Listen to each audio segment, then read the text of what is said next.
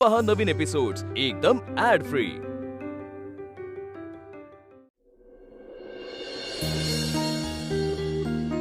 आई आतमध्ये अगं ये। Excuse me. Yes ma'am. Orientation hall कुठे आहे? मॅम लेफ्ट साइडला आहे मॅम। थँक्यू। Welcome ma'am. तिकडे जायचंय।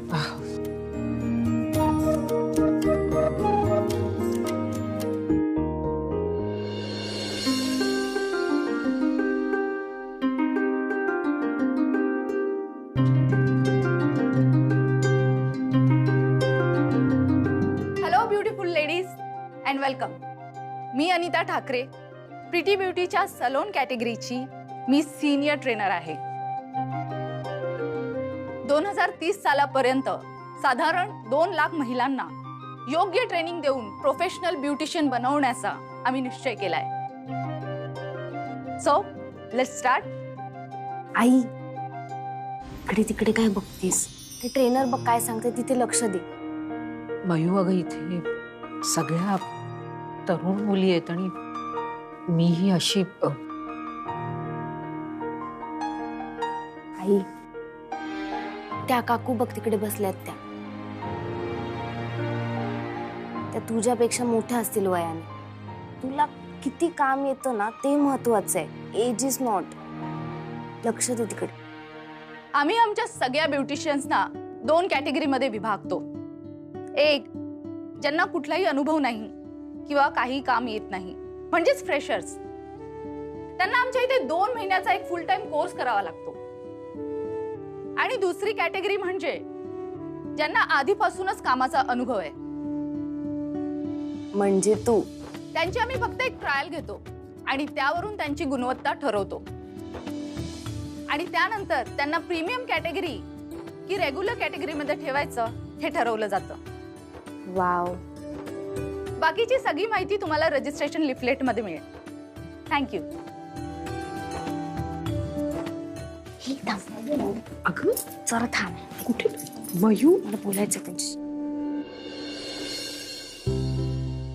मॅडम मला थोडं विचारायचं होतं। हा बोला। ये ना इकडे। प्रीमियम आणि रेग्युलर मध्ये काय फरक आहे? प्रीमियम कॅटेगरीमध्ये पैसे जास्त मिळतात, पण रेग्युलर कॅटेगरी मधूनही तुम्ही तुमच्या सर्व्हिसेसची गुणवत्ता वाढवून प्रीमियम कॅटेगरीमध्ये जाऊ शकता।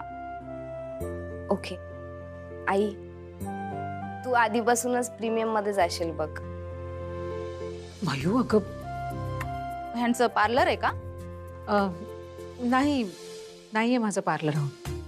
आणि जर आधीपासून काम येत असेल तरीही ट्रेनिंग घ्यावंच लागतं का, की डिरेक्टली आपण कामाला सुरुवात करू शकतो? नाही, ट्रेनिंग तुम्हाला घ्यावंच लागतं। आम्ही डिरेक्टली तुम्हाला कस्टमरकडे नाही पाठवत। प्रिटी ब्युटी तर्फे कोणतीही ब्युटिशियन जर गेली तर तिला त्याच प्रकारे काम करावं लागतं आणि त्यासाठी हा 10 दिवसांचा कोर्स असतो। 10 दिवस? Yes, any problem? नाही नाही, काही प्रॉब्लेम नाही। मला सांगा दिवसातून किती तास ट्रेनिंग असेल? फक्त 4 तास। ओके। आणि याचे काही एक्स्ट्रा पैसे भरावे लागतील का? No no no extra charges, ते तुमच्या रजिस्ट्रेशन फीज मधूनच धरलेले आहेत। Okay thank you ma'am. चल आई चल। मयू ऐक ना, मला ना हे सगळं नाही जमणार ग। अगं सोपं आहे। अगं कसं करू मी आणि कसं शक्य आहे मला सांग बघू। रोज 10 दिवस खोटं बोलून कसं बाहेर पडणार आहे मी? नाही नाही मला नाही जमणार। आणि ना तुला एक गोष्ट सांगायचीच राहून गेली बघ। काय? आज बाबा ऑफिसमध्ये गेलेत। सिरियसली? हो। आणि मला काय वाटतं माहितीये ना, त्यांचं सगळं काम व्यवस्थित सुरू झालं ना की मला हे सगळं करायची गरजच लागणार नाही। आई हे बघ, बाबा जरी ऑफिसला जायला लागले ना तरी त्यांचं सगळं काम व्यवस्थित सुरू होऊन व्यवस्थित इन्कम सुरू व्हायला वेळ लागणार आहे। एका महिन्यात 45,000 रुपये मिळतील का आपल्याला? नाही ना। त्यामुळे आई तुला हे काम करावंच लागणार।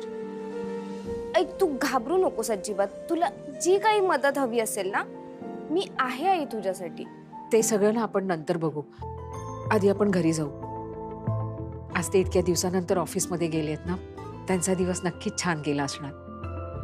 घरी जाऊन ना त्यांच्यासाठी काहीतरी जेवणाचा चांगला बेत करते. चल लवकर.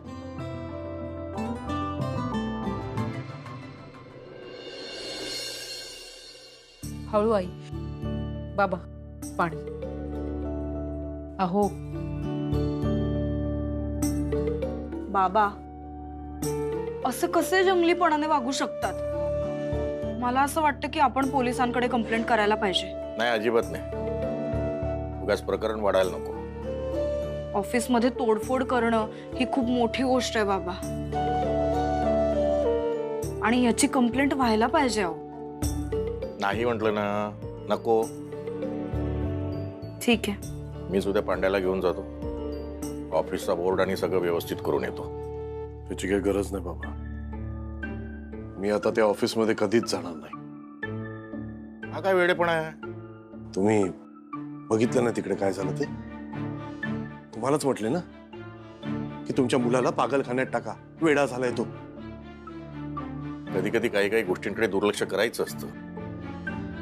अरे एक फेज येते प्रत्येकाच्या आयुष्यात, त्यावेळी माणसाला काही सुचत नाही. तरी श्रेयस, आपल्याला आपल्या जबाबदारी बघून सांभाळून जगावं लागतं ना. मी आता काहीच काम करणार नाही. दुसरं काहीतरी कर. काम तर करावंच लागेल ना. आता फक्त 2 महिने चालेल एवढेच पैसे आपल्याकडे आहे, आणि कमावून आणल्याशिवाय घर कसं चालेल? मला ऑफिसला जायचं हे मी स्वतःच म्हटलं ना, आणि गेलो सुद्धा. पण काय झालं? या लोकांनी माझी बदनामी करून ठेवली. आणि ऑफिसमध्ये काय बाबा, मी आता बाहेरही गेलो ना काम करायला, तर ही लोक मला काम करून देणार नाही. माय करिअर इज ओव्हर बाबा. माय career is over.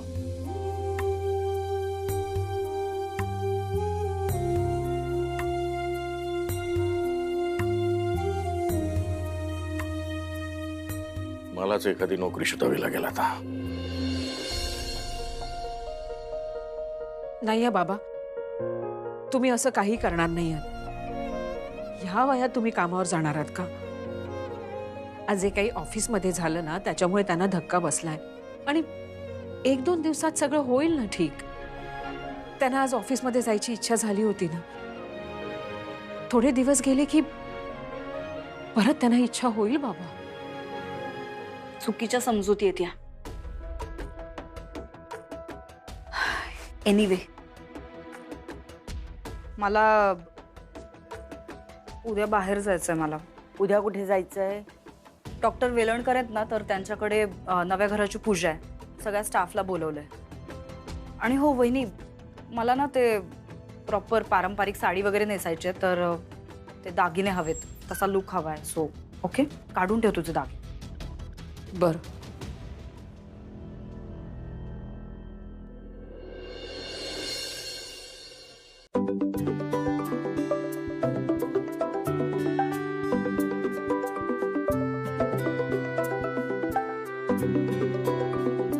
Raju, hello. Ashu, अगं काल त्या कामाला गेलेली ते कसं झालं ग? राजू, मला आत्ता सांगता येणार नाही. मी नंतर बोलले तर चालेल का? Okay okay okay okay. पण मी बोलते ते ऐकू शकतेस ना? हो, बोल. तू माझ्या ऑफिसला ये. का ग? कशासाठी?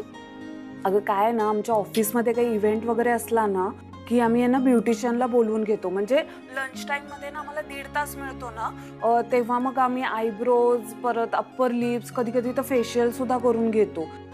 तर मी काय म्हणलं, तर आम्हाला आता बोलवायचं होतं ब्युटिशियनला, तर तूच ये ना आमच्या इकडे, चालेल? तुला राग आला का मी तुला इथे असं बोलवलं म्हणून? छे ग, राग कशासाठी येईल? Thank you so much. Ashu, thank you नको म्हणून, सगळं छान होईल बघ तू. मी तुला कळवते कधी ऑफिसला यायचंय. हा, बर, बाय बाय.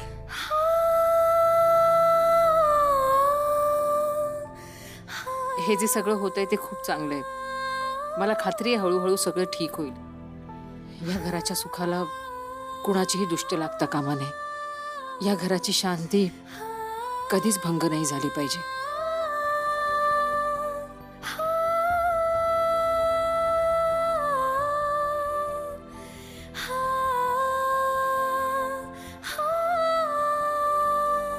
वहिनी हा ग वहिनी ये ना लवकर प्लीज. आले.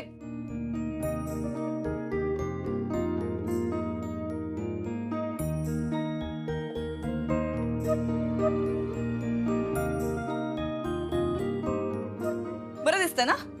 हो छान दिसतेस. थँक्यू. खरं सगळं विद्युतने नशीब काढलंय. त्याच्या नशिबाचं ठीक आहे, पण माझ्या नशिबाचं काय? एनिवे जरा ये ना इकडे. हे बघ, हे असं मिनिमलच घातलंय मी. हा फक्त ठुशी घातलीये. ओके दिसतंय ना? ठीक आहे. आणि निर्या वगैरे पण व्यवस्थित आल्यात ना?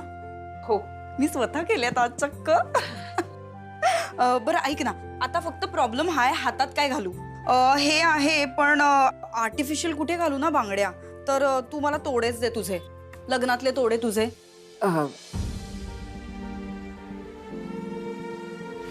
तू म्हणतेस तर मी ठेवून घेतो.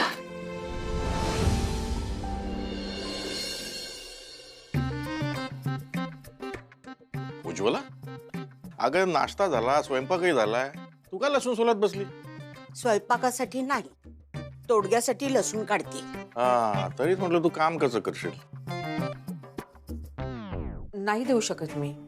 हा अगं लॉकर मध्ये ठेवले आहेत ना. आणि नाही का दिवाळी जेव्हा पूजा झाली, लक्ष्मी पूजा, तेव्हा तरी कुठे तिथे तोडे ठेवले होते. हो, पण का नव्हते ठेवले? नाही म्हणजे तू फक्त तुझे तोडेच लॉकर मध्ये का ठेवलेत? बाकीचे सगळे दागिने तर तुझे इथेच आहेत ना घरी. मग एनिवे एक काम करूया, लॉकर कुणाच्या नावावर आहे? बाबांच्या नावावर आहे ना? त्यांना घेऊन जाऊया आणि तोडे काढूयात. आज मला अगदीच तोडे घालावेसे वाटतात ग ते. मी सांगितलं ना तुला, ते तोडे मी तुला नाही देऊ शकत म्हणून. अरे पण का? अगं एक मिनिट वहिनी, तुझा काही गैरसमज होतो का? मी फक्त घालायला मागतेय, मी अजिबातच मला देऊन टाक असं म्हणतच नाहीये. ते तोडे माझ्यासाठी खूप अनमोल आहेत, खूप महत्वाचे आहेत तोडे माझ्यासाठी ते.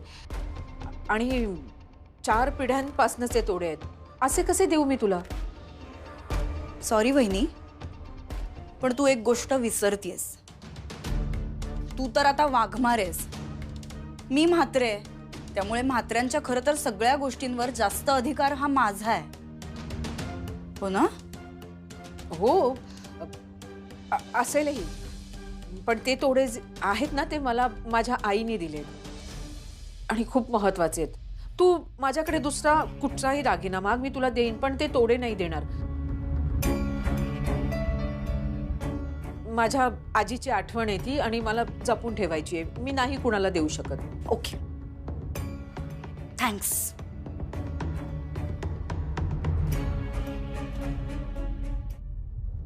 ऐकत होतीस? तुम्ही पण ऐका आतमध्ये आता काय झालं ते. तुमच्या लाडक्या, प्रेमळ, सगळ्यांसाठी राबणाऱ्या सुनबाईंचे विचार ऐका. मी तिला आता फक्त या फंक्शन पुरते घालायला तिचे सोन्याचे तोडे मागितले. फक्त आता पुरते घालायला मागितले. मी काही देऊन टाक असंही म्हटलं नाही, पण नाही असं सांगितलं तिने मला. स्पष्ट नकार दिला. तुम्ही म्हणता ना मी सेल्फिश आहे, मी फक्त स्वतःपुरता विचार करते, तर तसं नाहीये. इथे आणखी काही सेल्फिश लोक आहेत जी फक्त स्वतःचा विचार करतात आणि हळूहळू आता त्यांचे रंग दिसायला लागले. याच्या पुढे मला कुणाचं ऐका असं काही सांगू नका आणि माझ्याकडनं काही आता एक्सपेक्ट पण करू नका.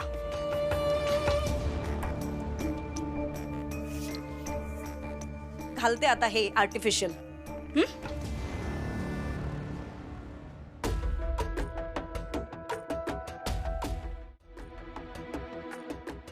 आई, मला आज घरी यायला उशीर होईल.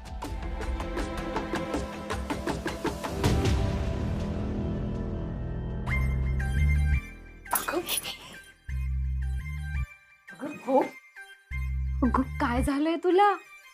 तू चक्क आत्याच्या तोंडावर नाही म्हणून आलीस. मी माझे तोडे देणार नाही. Oh my God. म्हणजे मनात आणलंस तर तू खूप डॅशिंग बनू शकतेस. मयू, अगं ते तोडे माझ्याकडे नाही आहेत. आणि माझ्याकडे असले असते ना तर मी ते शिल्पीला नक्की दिले असते. ते तोडे घरात काय लॉकरमध्ये सुद्धा नाही आहेत. म्हणजे अगं हळू बोल.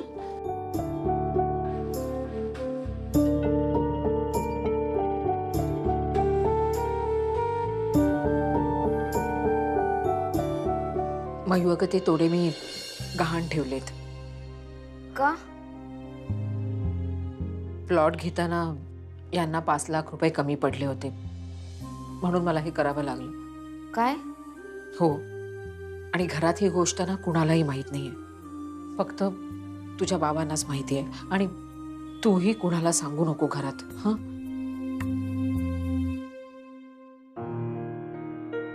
अगं मयू, आता काय झालं? आई तू असं किती काय काय मनात साचवलंयस. बरं ऐक, आता चल आपल्याला निघायचंय. आता कुठे? विसरलीस? प्रीटी ब्युटी मध्ये जायचंय आपल्याला आई. अगं पण आत्ता कशाला? तुझे ट्रायल आहे ना. मी पण ना माझ्या डोक्यातनं ही गोष्ट निघूनच गेली. अगं चल आता लवकर निघायचंय. पण घरात काहीतरी सांगावं लागेल ना. मी सांगते आजीला बरोबर काय सांगायचंय ते. मला ना हे बरोबर वाटत नाहीये. हल्ली घरातल्या मोठ्यांशी आपण खूप खोटं बोलतोय. आई सगळं व्यवस्थित चालू झालं ना की आपण घरी सगळं नीट सांगू. तू ना माझी आता आई झालीयस.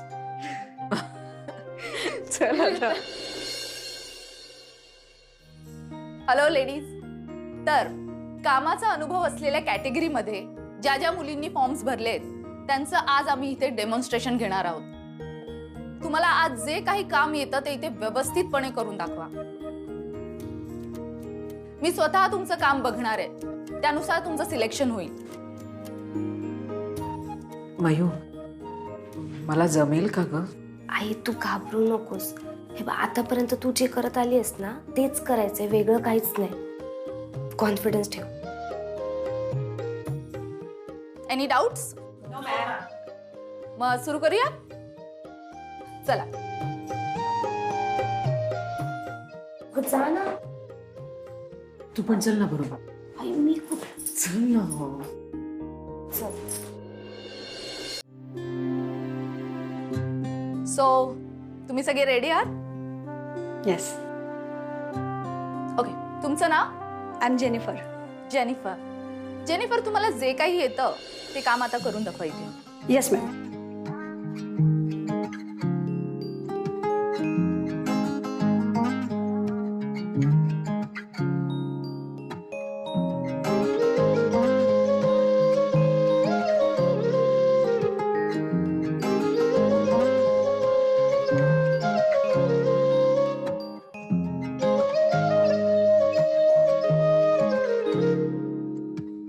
टीना, प्लीज कम. ओके, तर नेक्स्ट कोण आहे?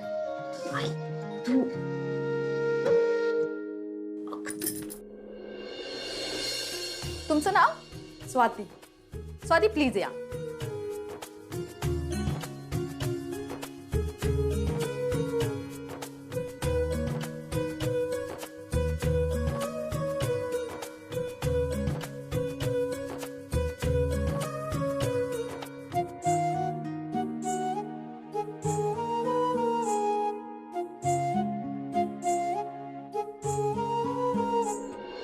Done?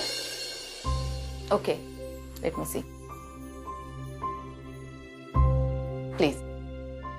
Okay, Tina. तुझा. Megha, please come. आता नेक्स्ट कोण? अश्विनी वाघमारे. ओके, अश्विनी प्लीज या. जा. खूप बांधते मी कष्टाने उंच ग